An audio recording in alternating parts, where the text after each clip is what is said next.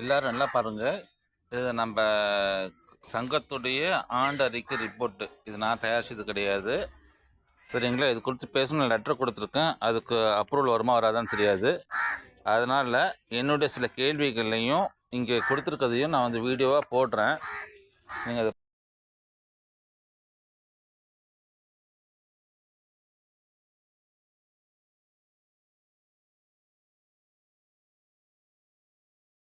Black கிட்டெல்லாம் காமிக்கிறேன். இதை 1 to 11 இருக்கிறது தான் பில்டிங் மெயின்டெனன்ஸ் சொல்கிறாங்க. எனக்கு தெரிஞ்சு இந்த சரௌண்டிங்கில் எந்த இதுவுமே மெயின்டைன் பண்ணலை. நான் பேக் சைட்லாம் காமிக்கிறேங்க. இங்கே மாடி ஏறிட்டு காமிக்கிறேன்.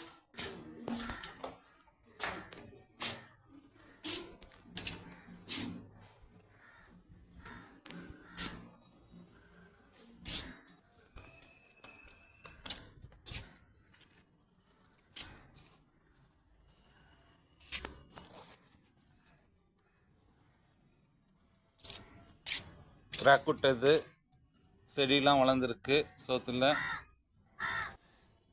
உடஞ்சி வந்த கல்லுக்கள், பின்னாடி இருக்க அரச மரம்,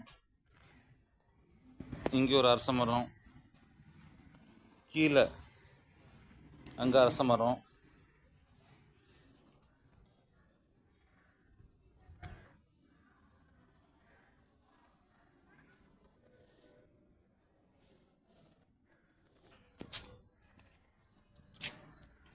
இதெல்லாம் டேங்க் கட்டி பல வருஷம் ஆயிடுச்சு.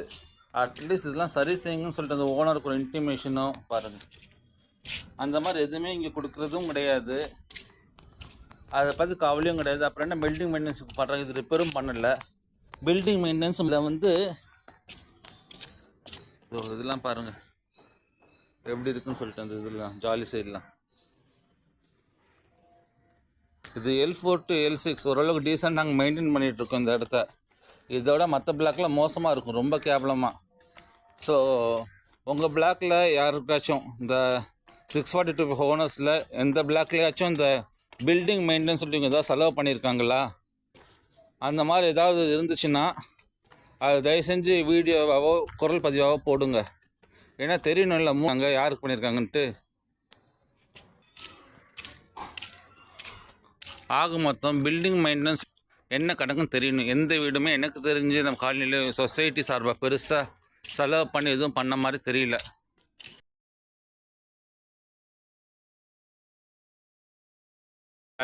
எங்களை தாக்குதல் நடத்த சில டேரக்டர்ஸ் மகன்லாம் வந்தாங்க. அதுக்கப்புறமும் இங்கே போடுங்கன்னு சிசிடிவி இந்த சைட்லேயும் போடலை, 2ஆம் நம்பர் சைட்லேயும் போடலை. பத்தாக்குறதுக்கு இங்கே ஒர்க் ஆகிற சிசிடிவி எதுவுமே ஒர்க் ஆகலை. ஃபுட்டேஜ் கேட்டால் ஃபுட்டேஜ் கொடுக்கறது கிடையாது.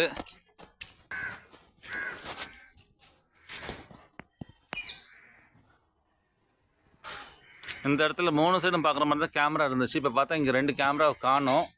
இந்த கேமராவும் ஒர்க் ஆகலை. ரீசெண்டாக ஃபெலிக்ஸ் கார் உடஞ்சிச்சின்னு அவர் கம்ப்ளைண்ட் கொடுத்து அப்பவும் ஃபுட்டேஜ் பார்க்க முடியல, ரிப்பேருன்றாங்க. அப்போ என்ன கண்டிஷனில் சிசிடிவி ஒர்க் ஆகுது? உள்ள ஒரு சிஸ்டம் வச்சு தான் பார்க்குறாங்க. டெய்லி தெரியாத எந்த சிசிடிவி ஒர்க் ஆகுது ஒர்க் ஆகலன்னு சொல்லிக்கிட்டு. ஸோ சிசிடிவி அதுக்கு எந்த ப்ரோஜனமும். ஆண்டுக்கான பேங்க் சார்ஜ் வந்து 6,920 ரூபாவும், பில்டிங் மெயின்டெனன்ஸ்க்காண்டி 2,76,070 ரூபாவும் போட்டிருக்காங்க. அதுக்கு பில்டிங் மெயின்டெனன்ஸ் என்ன பண்ணாங்கன்னு எனக்கு தெரியல. நான் இருக்க பகுதியில் எதுவும் நடக்கலை. உங்கள் 642 பேர் வீட்டு பிளாக்கில் ஏதாச்சும் ஒன்றுத்துலேயாச்சும் பில்டிங் மெயின்டெனன்ஸ் நடந்திருக்கான்னு சொல்லுங்கள்.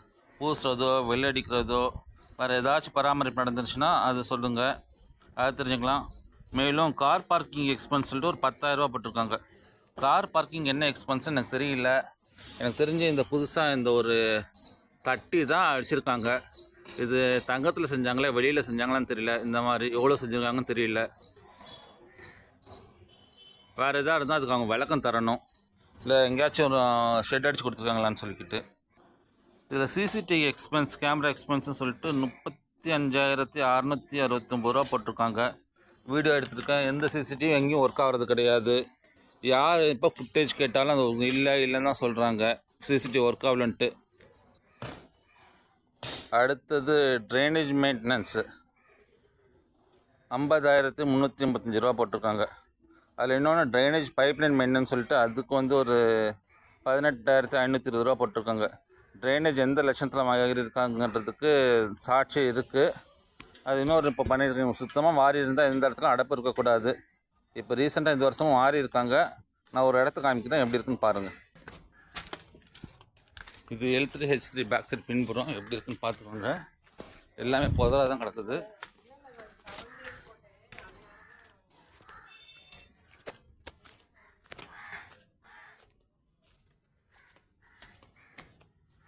பாருங்கள் பேக் சைடு எப்படி இருக்குன்றது. இதுதான் ட்ரைனேஜ் மெயின்டெனன்ஸா.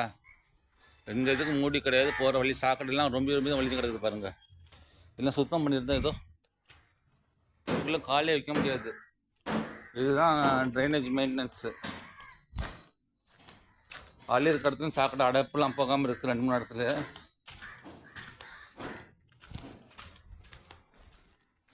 இது பார்த்துக்கோங்க. இதுதான் building maintenance. Block maintenance. Pipe உடஞ்ச பைப் கூட தூக்கி போடலை. இந்த குத்துற மாதிரி கம்பி வச்சுருக்காங்க. யாரும் வந்து கிழிக்க வேண்டியதான்.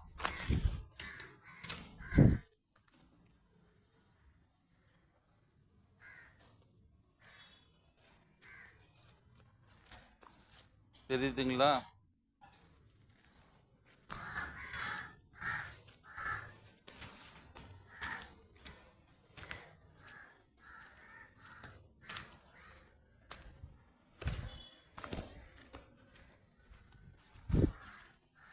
எந்த முக்கால்வாசி ட்ரைனேஜ் தொட்டிங்களுக்கு மூடியே கிடையாது. உடஞ்ச கதவு அதுதான் மூடி. எல்லாம் மோசமான நிலையில தான் இருக்குது இந்த இடம் பூராவே. இது நான் எங்கள் சைடு 1 to 11 சைடில், அது 1 to 6 சைடு தான் நான் காமிக்கிறேன். எனக்கு முடிஞ்சது. மற்றதெல்லாம் போக முடியாத அளவுக்கு தான் மோசமாக இருக்குது.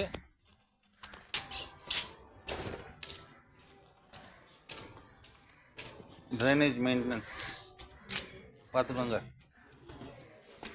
செஞ்சிருச்சு, கட்ட வச்சுருக்கோம்.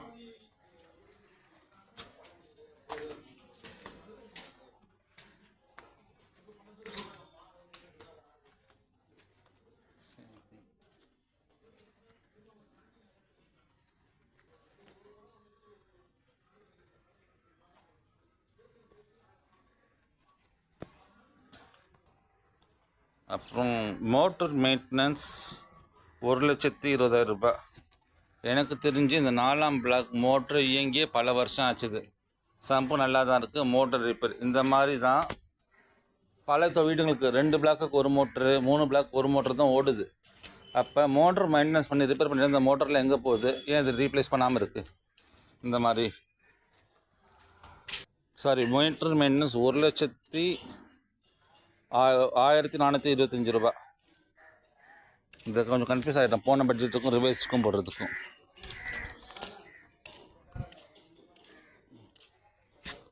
அடுத்தது பிரிண்டிங் செக்யூரிட்டி சார்ஜஸ் 5,64,763 ரூபா. வந்து தூங்கிட்டு திருடு நடந்தாலும் கொலை நடந்தாலும் சம்மந்தமே இல்லை தூங்கிட்டு போகிற செக்யூரிட்டிக்கு எதுக்கு நம்ம அவ்வளோ காசு கொடுக்கணும்? யார் வந்தாலும் ஒரு என்ட்ரியில் வராங்க, அவங்க இஷ்டத்துக்கு வராங்க, ட்ரெஸ் மாற்றுறாங்க, சாப்பிட்றாங்க, மொபைல் வச்சு நோண்டிகிட்ருக்காங்க, தூங்கிட்டு போகிறாங்க. இதுக்கு எதுக்கு நம்ம 5,64,763 ரூபா கொடுக்கணும்? அப்புறம் வாட்டர் பைப்லைன் மெயின்டெனன்ஸும் வாட்டர் சப்ளை எக்ஸ்பென்ஸும் சொல்லி 2 போட்டிருக்காங்க. இது என்ன கணக்குன்ட்டு தெரியல. 29,760 ரூபா, அப்புறம் 8,623 ரூபா. இப்போ இந்த மெட்ரோ வாட்டர் அந்த மாதிரி கூட டோட்டலாக ஸ்டாப் ஆகிடுச்சு. இது அதுக்கு நம்ம கட்ட வேண்டிய அவசியமும் கிடையாது. இது என்ன கணக்குன்னு தெரியல. அதுக்கப்புறம் பார்த்தீங்கன்னாக்கும் எலக்ட்ரிக்கல் கூட்ஸ் மெயின்டெனன்ஸ் 16,995 ரூபா. எலக்ட்ரிக்கல் பிரேக் டவுனு 2,600 ரூபா.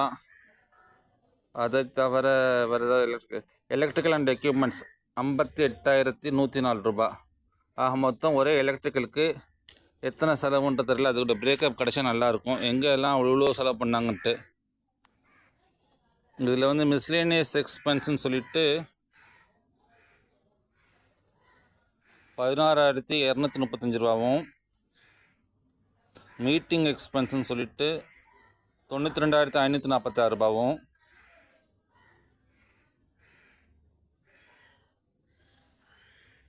நேஷ்னல் டே எக்ஸ்பென்ஸ்ன்னு சொல்லிட்டு 22,975 ரூபாவும்,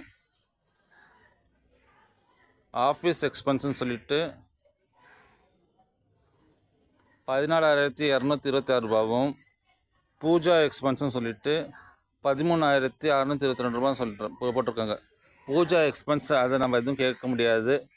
அப்புறம் கன்வேன்னு சொல்லிட்டு 14,850 ரூபா இது போட்டிருக்காங்களே. இதில் எல்லாமே ஆஃபீஸ் எக்ஸ்பென்ஸில் தானே வருது. மிஸ்லேனியஸில் ஒரு எக்ஸ்பென்ஸ் போடுறீங்க, ஜேபி மீட்டிங்க்கு தனியாக ஒரு எக்ஸ்பென்ஸ் போடுறீங்க, அது 50,175 ரூபான்னு சொல்லிக்கிட்டு. அப்புறம் மீட்டிங் போட்டு தனியாக எக்ஸ்பென்ஸ் போடுறீங்க. இது எல்லாமே ரொம்ப தனியாக இந்த ஆஃபீஸ் எக்ஸ்பென்ஸ் தனியாக 14,000 ரூபாய்க்கு ஒரு ஜிலேபிக்கு சுற்றி போடுற மாதிரி எல்லாமே போட்டு கடைசியில் எக்ஸ்பென்ஸ் போடுங்க. தும்முறதுக்கும் எக்ஸ்பென்ஸு, இரும்புறதுக்கு எக்ஸ்பென்ஸ், நடக்கிறதுக்கு எக்ஸ்பென்ஸ் போட்டுட்ருக்கீங்க. இதில் எதுக்குமே பிரேக்கப் எல்லாமே வேணும். சும்மா வாயிலே போட்டுட்ருக்கூடாது எல்லாமே. அப்புறம் இந்த சைடு நான் 1 பிளாக் சைடு காமிச்சு விட்டுட்டேன் உங்களுக்கு எப்படி இருந்துச்சுன்னு சொல்லிட்டு. இப்போ இங்கே 6 to 7 எப்படி இருக்குன்னு இப்போ 6 to 11 வரைக்கும் காமிக்கிறேன். இது 6 to 7 பேக் சைடில் இருக்குது. பார்த்துக்கோங்க எவ்வளோ புல் வெட்டி வளர்ந்து கிடக்குது பாருங்கள்.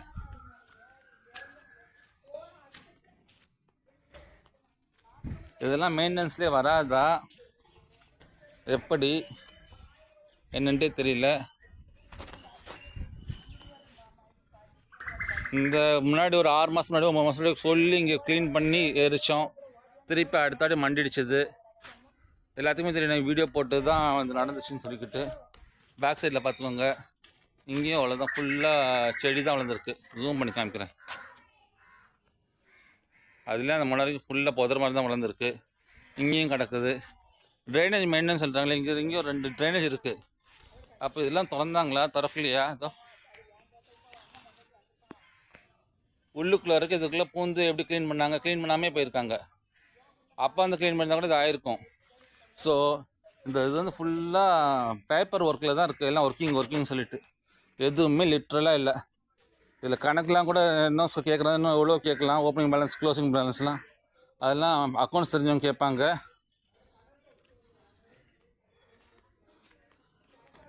அது எப்படின்ட்டு தெரியல எனக்கு, உங்களுக்கு கணக்கு போடுற ஆடிட்டருக்கு.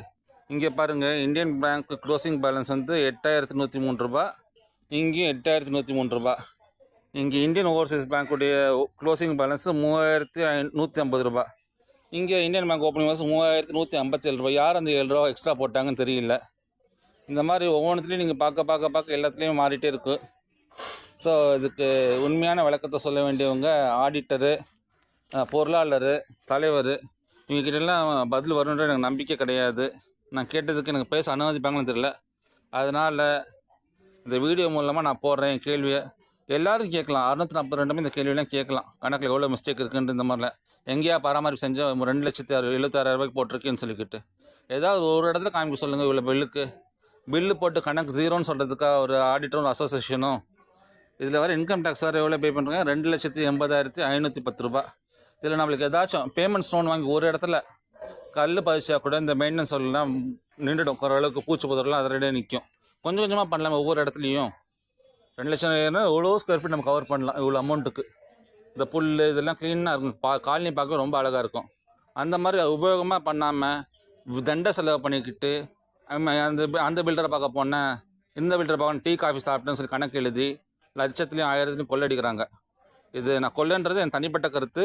இது யாரையும் தாக்கியோ இல்லை. இதுக்கு அவங்க கணக்கு வச்சுருந்தாங்களாக்கும் நான் சொன்ன வார்த்தையை நான் வாபஸ் வாங்கிக்கிறேன். இதுக்கு உண்டான குறிய கணக்கு எல்லாத்தையும் பில்லோடு காமிச்சாங்களாக்கும் நான் கொள்ளடிச்சாங்க, திருட்டுத்தனம் பண்ணாங்க சொன்னேன். அந்த வார்த்தையை வாபஸ் வாங்கிக்கிறேன். அது காட்டாத பட்சத்தில் அவங்க செய்த திருட்டுத்தனம் தான் இன்னும் ஊர்ஜிதமாகும். நன்றி, வணக்கம்.